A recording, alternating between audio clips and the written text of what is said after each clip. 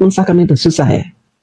Sehingga Bapak harus merayu Ibu Megawati dengan cara memberikan amnesti kepada Hasto supaya RUU perampasan aset koruptor ditandatangani, begitu Pak.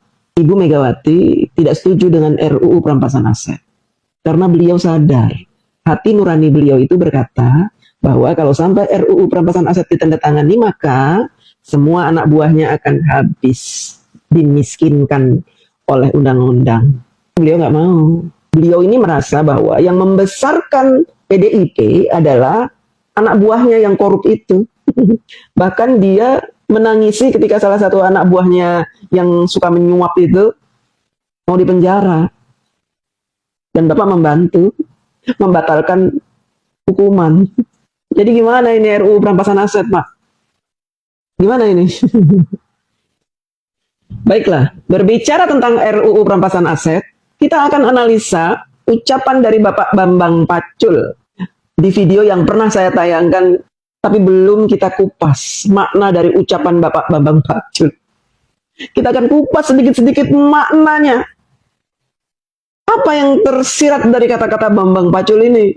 Yang sebenarnya sudah sangat jelas. Sangat jelas bahwa pimpinan-pimpinan parpol tidak menyetujui adanya undang-undang perampasan aset.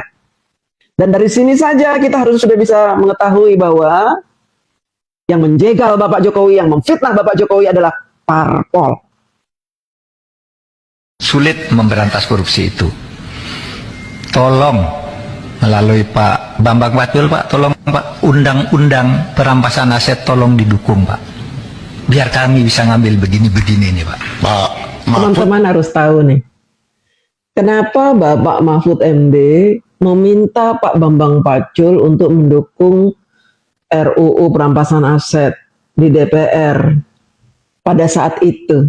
Yang pertama, Bapak Mahfud ingin agar RUU perampasan aset ini segera disahkan, tetapi DPR menolak.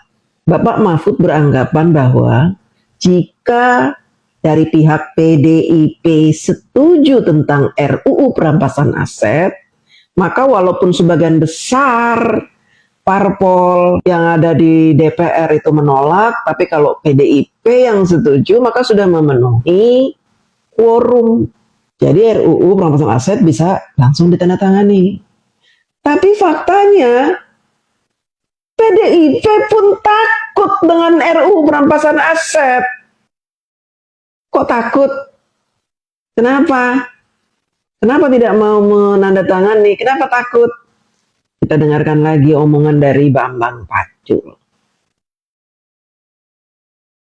Tanya pada kita, tolong dong undang-undang perampasan aset dijalanin. Republik di sini ini gampang laksananya ini. Lobbynya jangan di sini, Pak. Ini Korea ini semua nurut bosnya masing-masing. Korea ini semua termasuk Gerindra, Golkar, PAN, Hanura, Nasdem, PKS takut pada pimpinan parpol. Jadi mereka yang duduk sebagai wakil kita adalah boneka-boneka ketua parpol masing-masing. Ini tidak bisa lagi kita ingkari. Makanya kita harus ubah budaya ini. Kita dukung parpol yang tidak menjadikan kadernya sebagai boneka.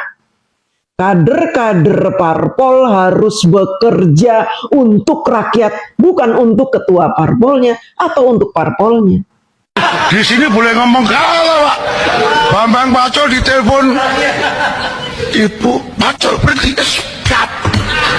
Jelas Megawati menolak RUU perampasan aset. Koruptor. Jadi kita semua sudah tahu siapa biang keroknya ini. Ketua-ketua parpol. Tidak hanya PDIP. Kita lanjutkan, dengarkan. Laksanakan, Pak. Mungkin perampasan aset bisa, tapi harus bicara dengan para ketum partai. Duduk. Kalau di sini nggak bisa. Teori saya, jadi permintaan jenengan langsung saya jawab. Bambang Pacul siap kalau diperintah. Mana perintah berani, Pak? Sama toh? Hai.